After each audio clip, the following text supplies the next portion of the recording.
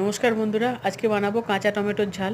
তার জন্য বেশ খানিকটা কাঁচা টমেটো নিয়েছি, আধখানা পাকা টমেটোও নিয়েছি, একটা বড় সাইজের পেঁয়াজ, আর এখানে আদা, রসুন, ধনে, জিরে, মরিচ, লঙ্কা, সর্ষে বাটা, পোস্ত বাটা, পাঁচফোড়ন আর গোটা সর্ষে। চলো রান্নাটা শুরু করা যাক। কড়াইয়ে প্রথমে দুপলা মতো সর্ষের তেল দিচ্ছি। গরম হয়ে যাওয়ার পরে ওতে পাঁচফোড়ন দিলাম, আর অল্প একটু কালো সর্ষে, তেজপাতা আর শুকনো লঙ্কাটা দিয়ে দিচ্ছি ফোড়নের জন্য। এটা লালচে হয়ে যাওয়ার পরে ওর মধ্যে পেঁয়াজটা তুলে দেবো।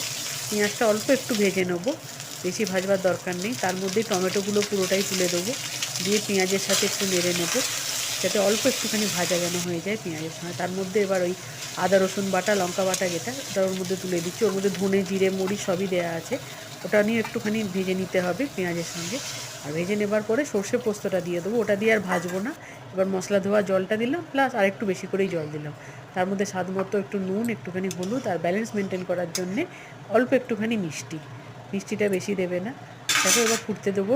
একটুখানি ফুটে যাওয়ার পরে দেখো টমেটোটা আমার সেদ্ধ হয়ে গেছে। তবে এটা মাখা মাখা হবে, ঝোলটা একটু টেনে যেতে হবে। নামাবার কিছুক্ষণ আগে দুপলা সর্ষের তেল দিয়ে দিচ্ছি, দিয়ে এবার এটাকে ভালো করে শুকনো করে নেব। দেখো আমার রান্নাটা পুরো কমপ্লিট। রান্নাটা কেমন লাগলো জানিও কেমন, আর সবাই পাশে থেকো।